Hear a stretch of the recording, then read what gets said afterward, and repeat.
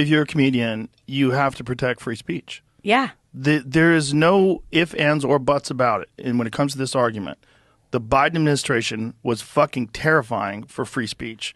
They were actively attacking people that were posting truth on social media and attacking them and trying to get their posts removed, including the guy who was the one who was quoted in this fucking book about Kamala Harris saying that we made it difficult for her to come on the show, and they told a untrue story about having a bunch of people come down here to do a run through the set like they were ready to do it.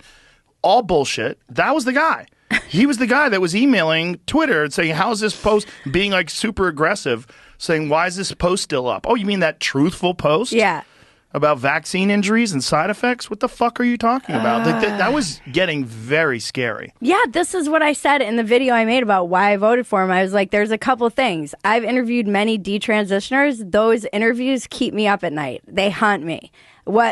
There's too many of them already, and one is too many. And I think a lot of Americans were like, we're putting a stop to this. We have to stop this nonsense. It's crazy.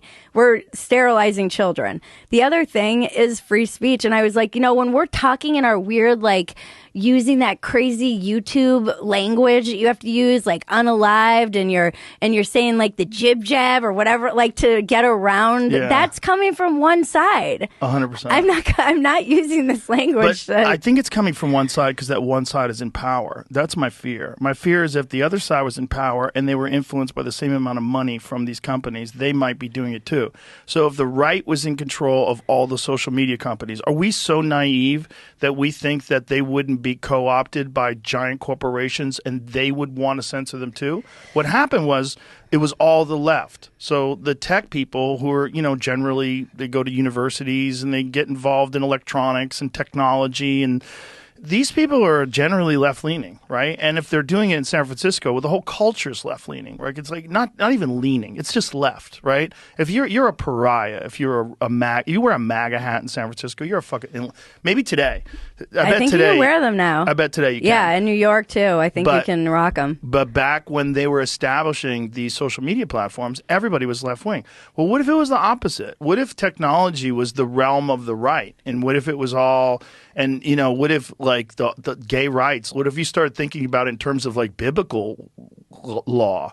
Like a man layeth with a man, and people start getting real crazy about what gay people... Yeah. That might be the next 10 years. Look, you see it in other... I don't think so. But that's the good thing. Trump is not conservative when it comes to social issues. He's not.